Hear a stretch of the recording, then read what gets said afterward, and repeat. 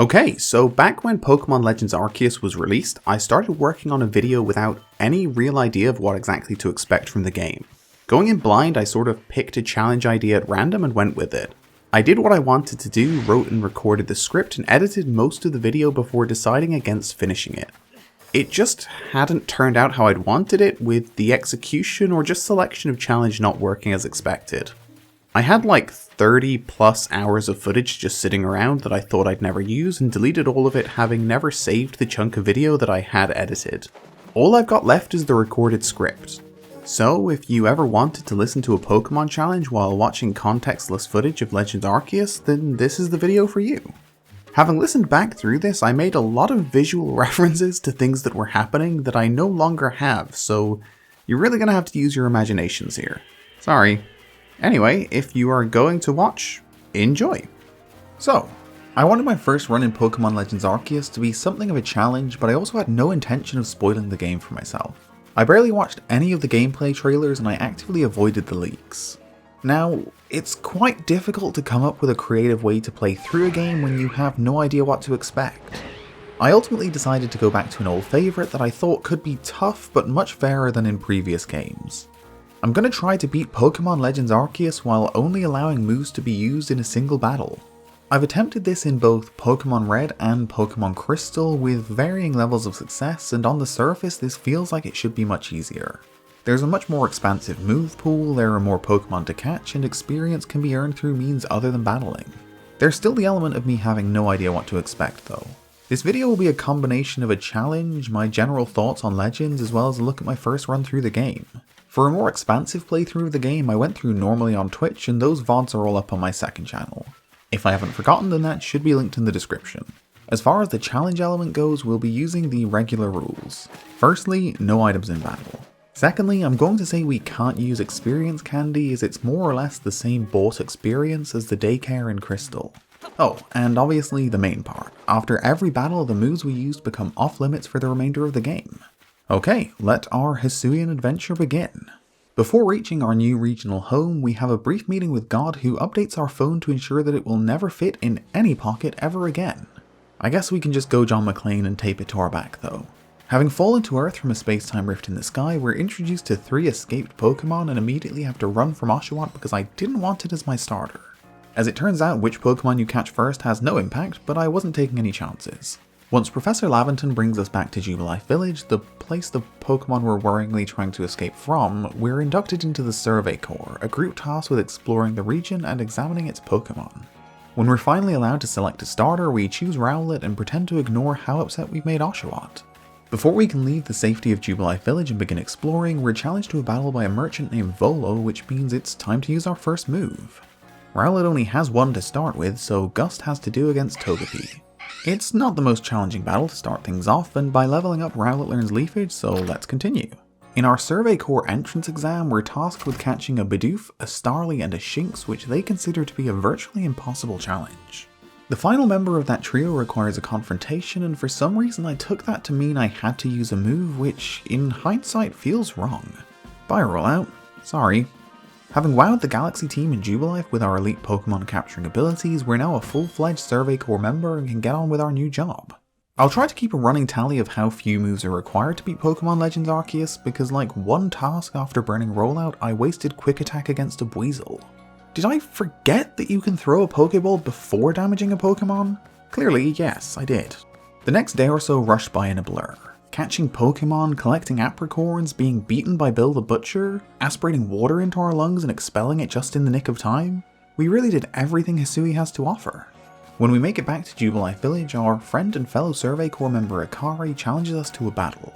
Against her Pikachu, we only need Ponyta's Tackle, which takes our tally to 4. Our 5th move then comes into use against the Diamond Clan's Mai. She's a warden who's charged with watching over one of the region's noble Pokemon, Weirdeer. Thanks to plenty of stalling, the lingering poison from Dustox's Poison Sting is just about enough to knock off Munchlax. That actually earns us the chance to meet Weirdeer, but first we've got to take care of an Alpha Kricketune. Now, Alpha Pokemon are very possibly my favourite part of Legends Arceus because getting to use a giant version of a small Pokemon is never not adorable. I think a large part of my playthrough on Twitch was about trying to find an Alpha Spiel, which unfortunately we never did. It's kind of tragic. Anyway, this battle's another mark against me because I'm fairly certain I could have caught the Dealily-Whoop without using any moves, but Bite did the job. We're only 6 moves in, which feels pretty decent, but it could so easily be 3. This is probably why doing a challenge run on a game you've never played before doesn't make a lot of sense. Having made friends with Weirdear through some Morse code hissing, it's time to move on to another of Hisui's wardens. Leanne of the Pearl clan is a small child who serves as warden to the Obsidian Fieldland's noble Cleaver. I don't think Leanne is actually in control of anything here, rather it's one of those situations where the adults are letting the kid think he's doing something important. Nevertheless, we're forced to battle the child's Goomy. Dauntless Confusion is all that's needed there, so check one more move off the list of options. To prove we're capable of quelling the frenzied noble Cleaver, we have to defeat the Pearl Clan's leader and Leanne's babysitter, Irida. Obviously we haven't been battling any wild Pokemon, but just by catching things for the Pokédex, we're reasonably close in level to our opponents. Irida's Glaceon is 3 levels higher than Ponyta, but that's not enough to stop Ember. That easy win takes us into our first noble battle of the game, having used just 8 moves. In hindsight, I realise that could have been 5, but we're still doing okay.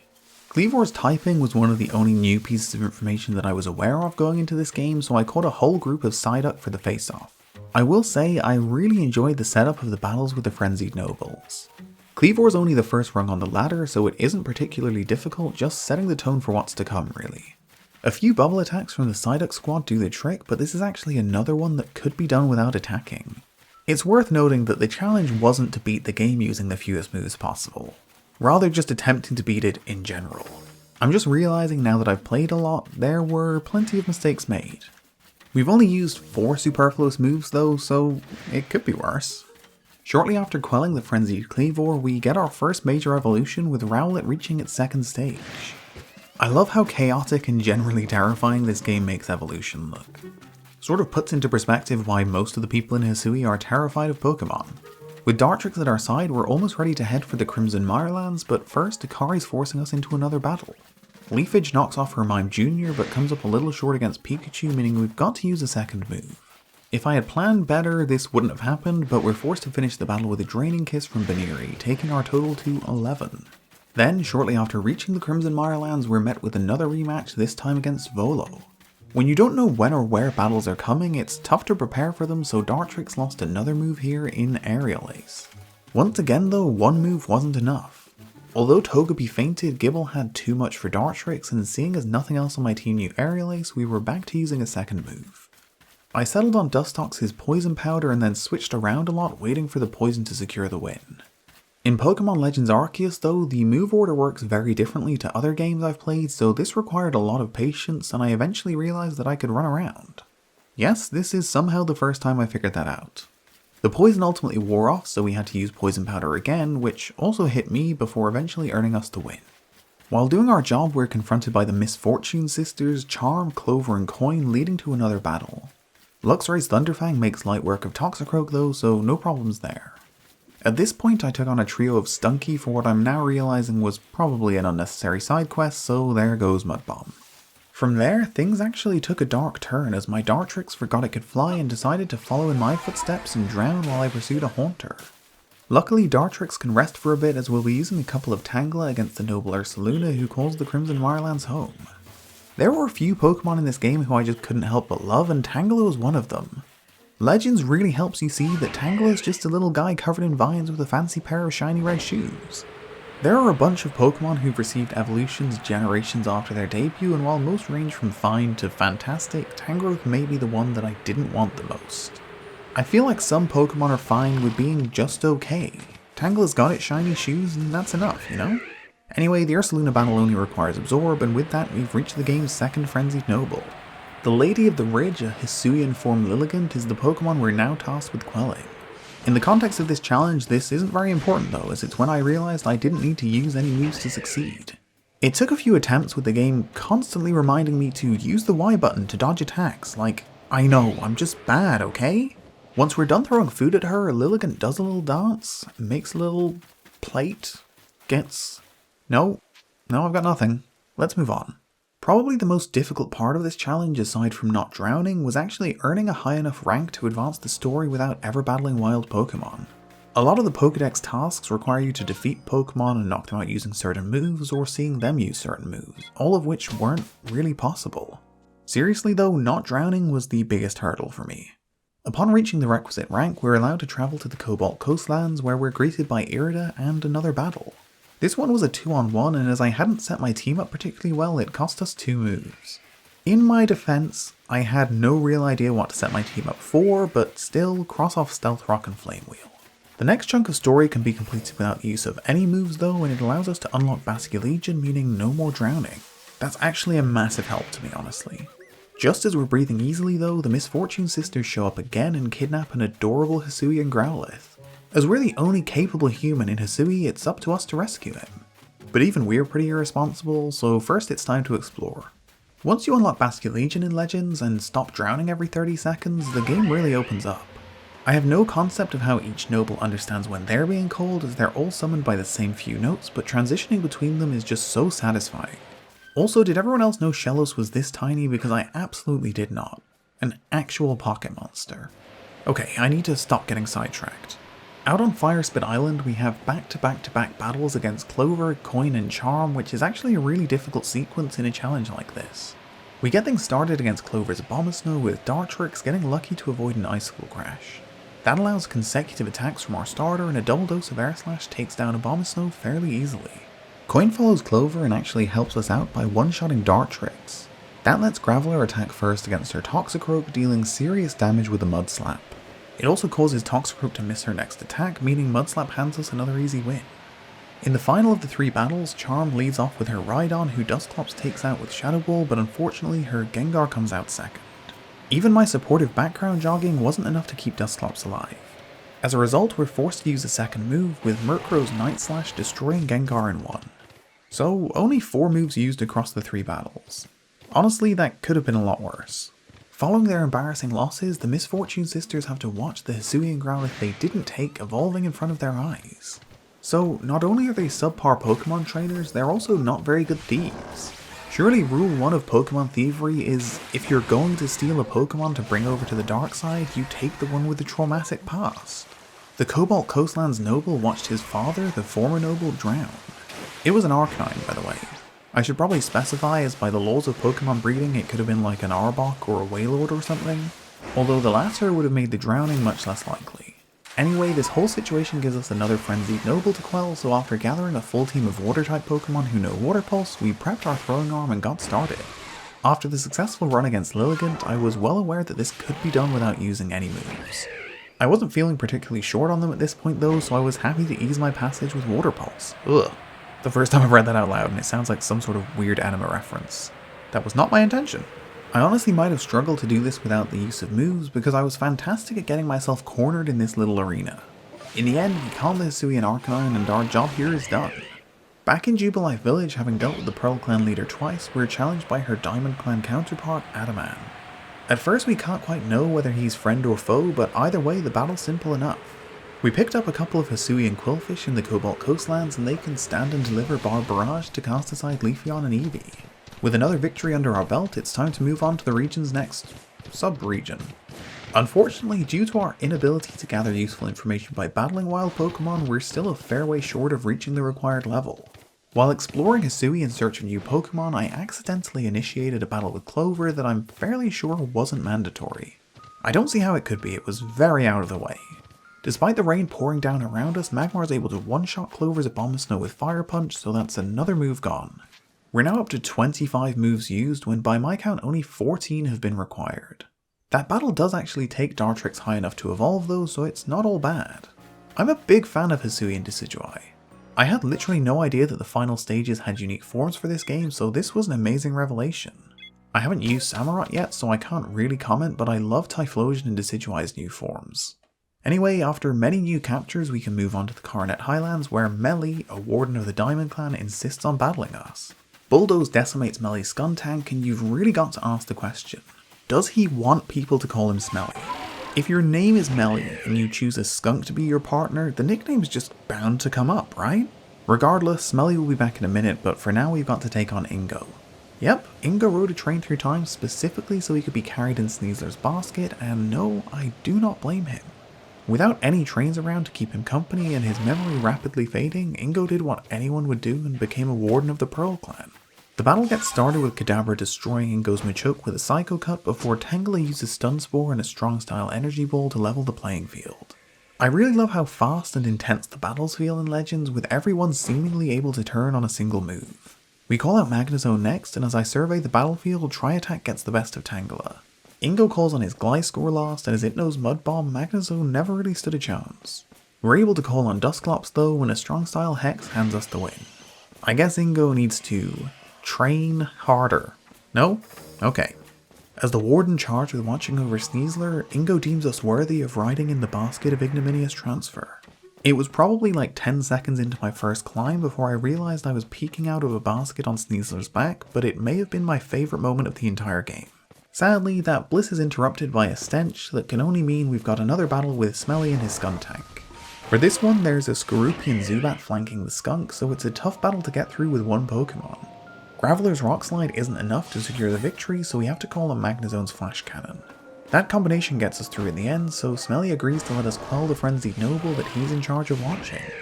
Once again, we could almost certainly have calmed the Hisui and Electrode by just chucking food, but I decided to use Flamethrower anyway. The heat-seeking balls of electricity definitely gave me some issues in this one, but not quite as much as my insistence on dodge rolling into the self-destructing Voltorb. We did get through with just a single move used though, so let's move on. Before heading for the Alabaster Iceland, we've got to catch some more Pokemon to appease the Survey Corps, and at this point we've just got to go full stealth. Getting good higher level Pokemon without a battle is easiest if we just go for anything that's asleep. Seems a bit cruel, as it's probably quite distressing to wake up trapped in a bowl, but it's how things have to be. There's still one more battle before we can visit the game's final area. Akari stops us before leaving Jubilife Village and requests another battle. At this point I had a couple of good Pokemon with the move Ice Beam though, so it wasn't any real challenge to get through using just a single move. Akari's Mr. Mime, Pikachu and Staravia are all knocked out by Octillery and Walrein, so we're free to continue. Once we reach the Frozen Expanse, we're introduced to Garrick, another Pearl Clan Warden who's definitely trying to prove something, I'm just not sure what. Another battle ensues, but with Glalie and Frostlass at his disposal, Garrick forces us to use a couple of moves. Kadabra's Psychic chips away a bit of Glalie's HP before Walrein's Liquidation finishes the job. Frostlass is no match for Liquidation either, so we defeat Garrick, taking our total moves used up to 35. We're not quite ready to quell the final noble yet though. First, we need to convince a Diamond Clan Warden named Sabi that we're strong enough to fly with Braviary. We have to defeat Rhyperior, Magmortar and Electivire, getting off to a great start with a one-shot on Magical Leaf. After Rhyperior goes down, we're only left with the two lower leveled Pokemon, but Magmortar's Flamethrower still KOs Decidueye. Although Octillery's Octazooka gets some measure of vengeance, not even my face could protect him from a Thunder Punch. So we're forced to call on Walrein and use Powder Snow, which I was admittedly not too bothered about using up. That's still not enough though. Sabi then wants us to battle Braviary so that it can know that we're strong enough. This one didn't take long. One Strong Style Thunderbolt from Magnezone is all it takes to defeat Braviary, earning us the honor of being able to jump off tall stuff and have a bird catch us. They may have made sure I was strong enough, but maturity probably should have been checked too. I will abuse this power. For anyone wondering, I was keeping a reasonably set team most of the time, only switching out team members when they ran out of moves for me to use. This was the first big change in my team for a while, but long-term members Decidueye, Magnezone and Octillery hung around. I was absolutely adamant that I was going to keep Decidueye around for the entire game. On our way up the mountain towards the final Frenzied Noble, I spotted a sparkle out of the corner of my eye and then just lost my mind. I had the HUD off and was still getting used to the controls, having just acquired Braviary, and nearly flew away from what I figured was a shiny Bergmite. Then I nearly dropped to my death, so it was a real solid bit of gameplay. I did ultimately catch the little guy, and although it looks basically the same, here's my shiny Bergmite. Yes, it's just a block of ice, but it's my block of ice. When I finally made my way to the Frenzied Avalugg, I was met with plenty of failure. I definitely gave this a shot without using any moves, and although it's easily possible, I kept dying, so settled on using Iron Head. That was the original backup plan. Of the 5 Frenzied Noble boss battles, I think this is the best put together. In fact, I think they only get better as the game goes on. Iron Head took us to 40 total moves, 21 of which were required by my count. When Avalugg is quelled, we all work together to get a nice group shot at the top of the mountain. A group shot that I definitely did not ruin by once again accidentally summoning Braviary. Despite quelling all of the Frenzied Nobles, the world still breaks when we return to Jubilife, so Bill the Butcher kicks us out of town. Yeah, sure, blame the guy who fell out of the sky. Everyone always takes the easy option. The ominous music playing as we were led out of Jubilife Village sort of made it feel like Celine was going to murder us.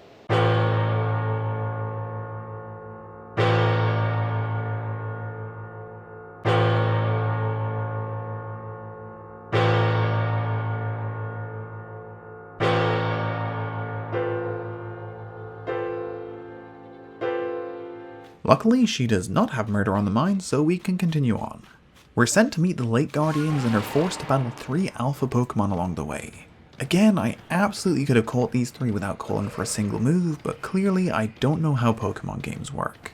As a result, we burn Hisui and Decidueye's signature move Triple Arrows against the Alpha Goo protecting Mesprit. Crunch is lost after our encounter with the Alpha Hisui and Zoroark at Lake Acuity. Finally, High Horsepower is done for after we battle the Alpha Overquill guarding Azelf. I've got to say, of all the new forms and evolutions that Legends gave us, I think Overquill is the only one that I don't really like. The spikes just don't seem to be doing much for it in a defensive sense. There are still so many spikeless areas that are completely unprotected. This has no bearing on the video, I just feel that this is a very confusing design. Anyway, after our meeting with the Lake Guardians, we have to head to Mount Coronet's peak to stop Bill the Butcher from trying to punch the space-time rift closed. I'm gonna be honest, I've forgotten what his actual plan was here. If there's one major weakness to Legends, it's definitely the story. It feels very freeing to escape from the dialogue-laden scenes to make it out into the open world. In a sense, that might even make those parts that much better. Before we can make it to the Galaxy Team Commander, we've got a battle with Chef/Ninja Benny. We were pretty underleveled for this one, but Decidueye starts things out by dodging an attack and then after forcing Benny to use a max potion, scores a crit on Brave Bird. Gardevoir has a 10 level advantage, but thanks to Calm Mind, another Brave Bird connects. It's not enough for a knockout though, not even close actually, so Psychic levels things up. Sending out Sneasel next may seem like a bad move, as in Hisui it's quad weak to Psychic, but we had the next attack and a strong style Poison Jab takes Gardevoir out. Gallade does make the 4 times effectiveness count with Psycho Cut, but we're still going pretty well here. Rhyperior is out next for us and softens up Gallade with a double edge before falling to Drain Punch, but it's enough damage to allow Bronzong's Zen Headbutt to take Benny down to 1. Luckily, Sneasler's up last because we can stick with Zen Headbutt. I honestly had no idea who was on any team that I battled, so this was some good fortune. Then there was one. We reached the peak for our battle with Bill the Butcher, and it feels a little underwhelming that he's only got 4 Pokemon. It's pretty good news for me because if this was a 6-on-6, I think I would have been screwed, but still, I feel like he should have had a full team. Glalie gets us going in style with a strong style Blizzard one-shotting Bill's Braviary. Golem wastes no time in leveling the playing field before Leaf Storm hands us the lead once more. Clefable successfully continues the back and forth by scoring a knockout with Psychic before we send out Sneasel. Seeing we have the chance to move twice, I call for Swords Dance and then Slash, but the critical hit comes up just shy. Bill the Butcher heals Clefable with a max potion and the follow-up Slash isn't a crit, so Psychic takes us into a 3-on-2. Bronzong joins the battle next, and although it takes a couple of hits, Extra Sensory makes sure Clefable's the Pokemon for whom the bell tolls. Snorlax is the Butcher's last line of defense, and with 7 levels on Bronzong and a super effective strong style move in High Horsepower, things were never going to end well. We send out Drifblim as our penultimate Pokemon, mostly because he has Extra Sensory as well, and we may as well take advantage while we can. It doesn't do a lot. As Zen Headbutt leaves Drifblim on the cusp of fainting, I see the perfect opportunity to finally use Self-Destruct, so when Rhyperior enters the battle, there's not much left to do. Rock Smash is our final move of the match as it takes down Snorlax to hand us a hard-fought victory. We needed 7 moves in total there, leaving our team with very few remaining options, but this feels like we're reaching the end. Palkia appears up ahead and we're tasked with catching it, and believe me, by now I was fairly certain that I didn't have to use any moves here. Still, to try to make things a little easier, I decided to call for Drifblim to use Hypnosis. With Palkia now feeling drowsy, we throw an Ultra Ball and catch it in 1. I don't even know. That was my first attempt, and yeah, maybe I didn't need Hypnosis. That's 55 moves used, 23 of which have been necessary by my count, so not amazing in hindsight, but it could probably be worse. Maybe. Weirdly, and I was not expecting this to be it at the time, our final moves come in a battle against Charm. Decidueye's Leaf Blade cuts down her Rhydon before Icicle Crash takes care of Gengar, and that's it. Although it absolutely was not my intention, I didn't end up using any moves in the boss battle against Origin Form Dialga. I didn't get the send in a Pokemon and do battle message until a split second after I landed the winning shot, so I just never got a chance. This was another really fun boss battle though. I think they could have made it a bit tougher because I think Avalugg was much more difficult, which seems odd. We catch ourselves a time traveler, the darkness is lifted, and we're presumably hailed as the one true god, Sinnoh. There were definitely a few difficult aspects to this challenge, but having played the game plenty now, I suspect this could have been incredibly easy. If I'd committed to catching a strong alpha Pokemon early on and done that every time I reached a new area, I think this could have theoretically been done, possibly using only 24 moves? I ended up using 57 and I was running a little bit short at the end, but I did have Dialga and Palkia, which probably opened up some new avenues. I felt a bit conflicted about making this into a video because I think the challenge element was more restrictive than challenging, but I really just wanted to talk about the game. I love it, honestly. It's such a fun experience, and if you are for some reason waiting for me to pass judgment, then I think any and all Pokemon fans would enjoy it. If they put the effort in, Game Freak can absolutely go further with this concept. I really hope this was just the start of something new, because this could lead to some incredible games going forward. I'm sure I'll have many hundreds of hours in Legends before I start craving something new though. If you're looking for a Pokemon challenge video that's more painful for me, then I'd check out this same concept done in Crystal. It's less moves, way more battles, tougher leveling, it's just a total mess. If you've sat through all of this though, I really hope you enjoyed. Thank you so much for watching, and I'll see you next time.